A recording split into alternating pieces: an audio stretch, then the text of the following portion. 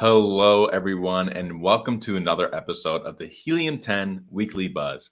My name is Lem Turner, and this is the show where we get you familiar with the latest news in the Amazon and e-commerce space, interview people in the industry that you need to hear from, and provide a training tip of the week that will give you serious strategies for serious sellers of any level in the Amazon, Walmart, and e-commerce world. So let's see what's buzzing this week. Today, we're going to be going over some of the top news of the week, including new insights into mobile versus desktop traffic on Amazon, learn about custom barcode labels, as well as speak to a Helium 10 Serious Sellers Club member. Also, stay tuned for a bonus announcement about Helium 10 Elite. That's right, I said Helium 10 Elite. Stay tuned for that announcement. But now let's get started first with our news of the week.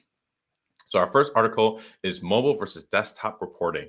So this comes directly from Amazon Seller Central news piece about being able to get insights on traffic driven from the mobile Amazon shopping app. This is wild information that just was made available to us within our business reports tool effective March 29, 2022.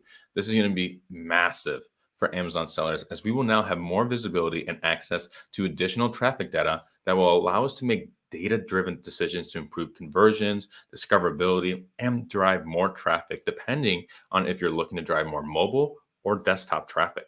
Let us know in the comments below if this is something you'd be interested in or have already looked at. I know I have. Moving on to our second news piece of the week. Etsy sellers are hurting. So in this case, we get into some qualms that some Etsy sellers have been experiencing with their platform.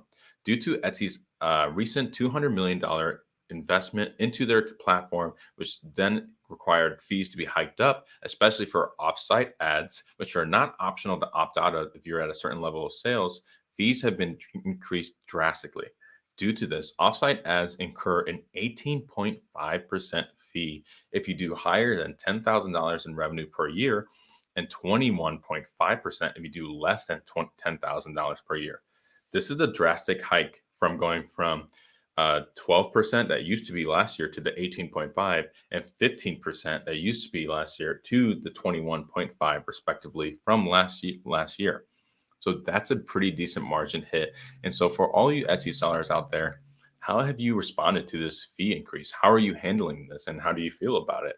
I'm sure that this is definitely something that has been a tough climate to adjust to and have to result in decreased product offerings, maybe increasing your pricing structure, whatever it is your strategy is. Let us know in the comments below on how you've responded to this particular action. Moving on to our third news piece of the week, Amazon ads go physical. So Amazon is planning on selling ad placements on digital signage for its physical grocery stores beginning in Q2 this year, like only a couple of days, right? Digital signage availability will range from smart shopping carts to checkout booths and digital smoke screens on refrigerator doors. I think that's pretty neat, right?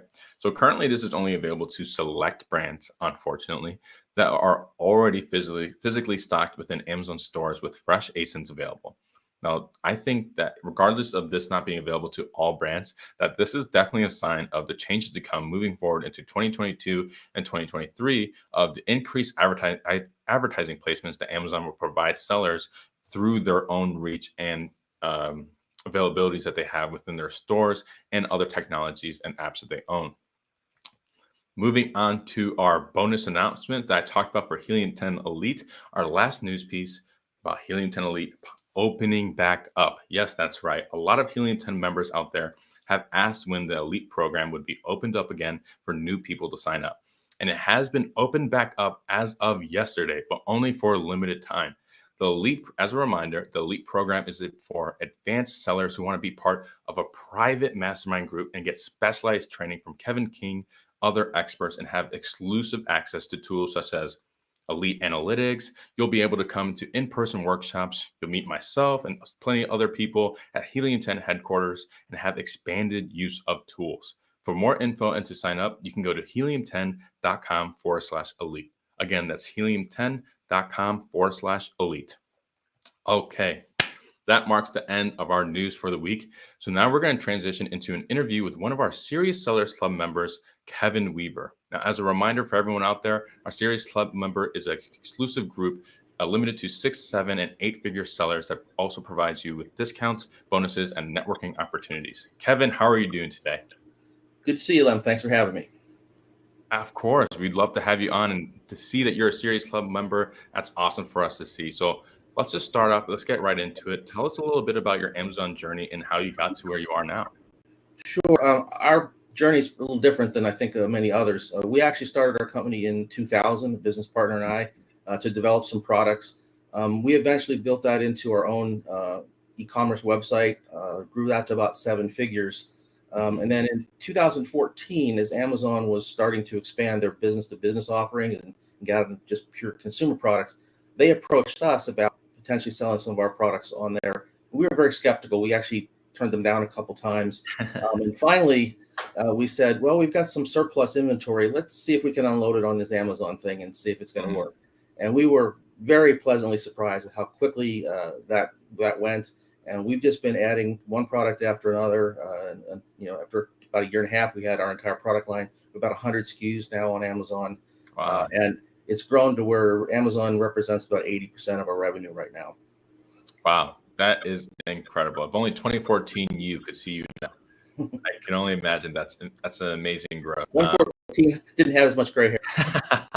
I bet. And it's funny even to hear that you initially turned them down, right? Because you didn't see the value in it, which we didn't think at the time that we're the customer. We sell a more technical product. Mhm. We didn't think the customers were there because we thought, oh, Amazon customers buy music and books and that's changed dramatically. I would say about 35% of our customers right now are Amazon business accounts. Wow. So that's pretty impressive, I think. That's awesome. Well, seeing how you've seen the growth of Amazon from 2014 to now and seeing all the new things that have come about, what are some of the most common mistakes that you see new sellers doing? I think if you're new to e-commerce, you can very quickly get overwhelmed with the amount of data. Unlike traditional bricks and mortar, we have so much data about customers and products and advertising effectiveness.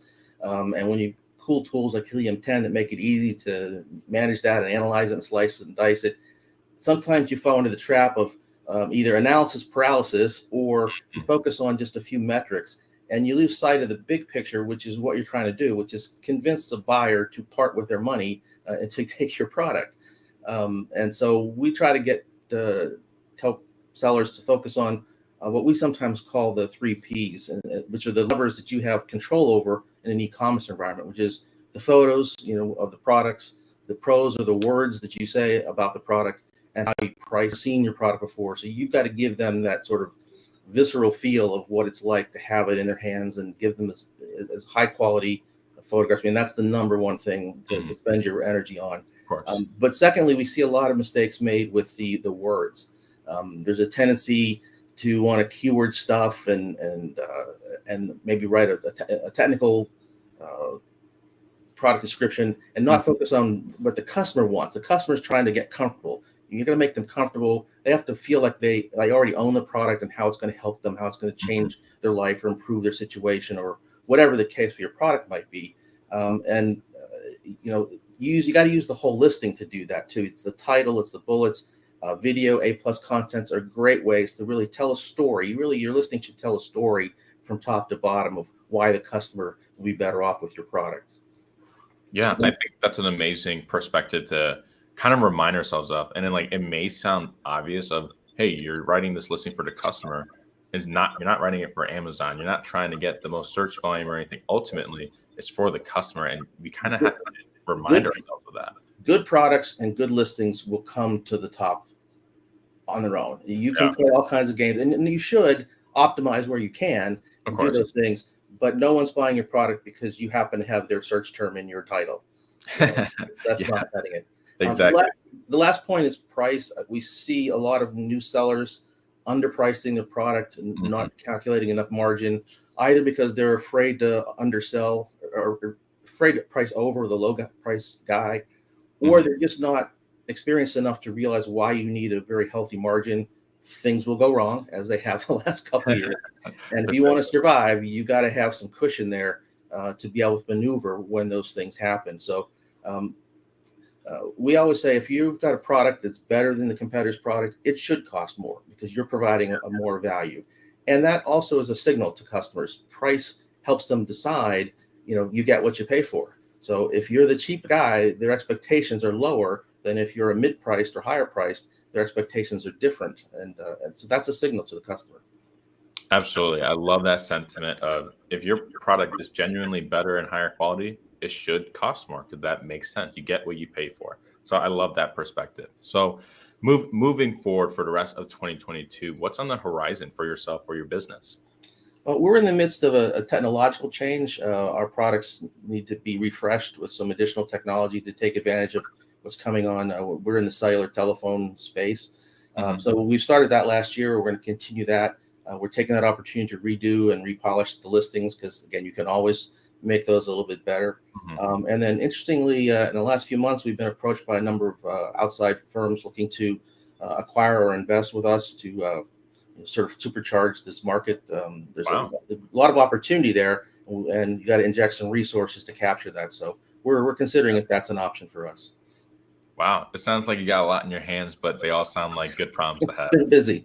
have. Of course. Well, thank you again so much for Happy to coming be here. on, Kevin. We really appreciate it. That does it with our questions. If you're interested in being a part of the Serious Sellers Club, then check us out at helium10.com/serious sellers club. So now let's get into our tip of the week in the form of a video that shows us all about how you can customize your barcode labels for your products through Helium 10. Hello everyone, my name is Lem Turner. I'm a brand evangelist here at Helium 10, and in this video we're going to be getting into how to create barcode labels. So let's get started.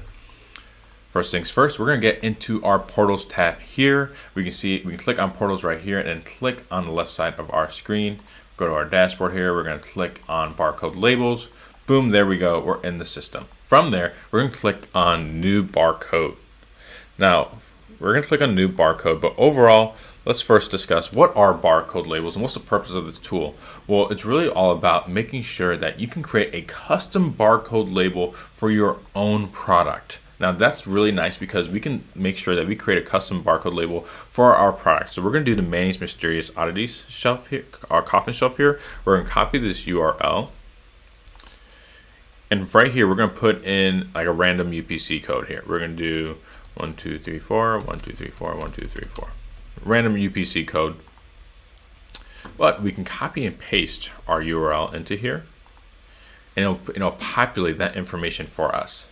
Well, one thing we definitely want to note here is when you do put in a barcode, whether it's a barcode, UPC, FNSQ, whatever it is, you want to make sure you test this out. And the way you test it out is by downloading an app. There's several apps out there where you can use QR reader, QR scanner, or any barcode scanner really, and use that to scan the barcode on your screen and use your smartphone.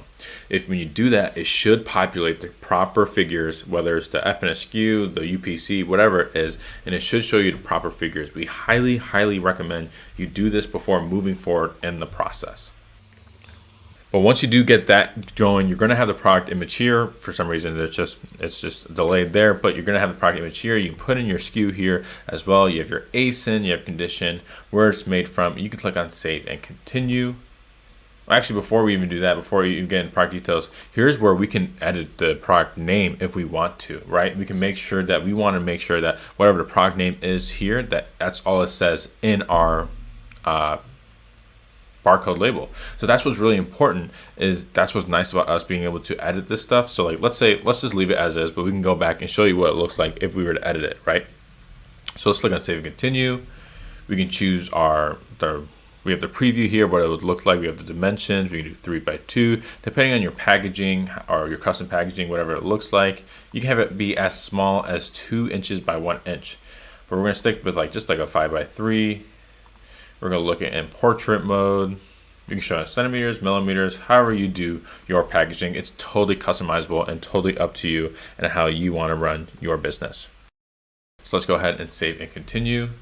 We can choose from all these different templates here. We can choose from the modern template. This is what it looks like.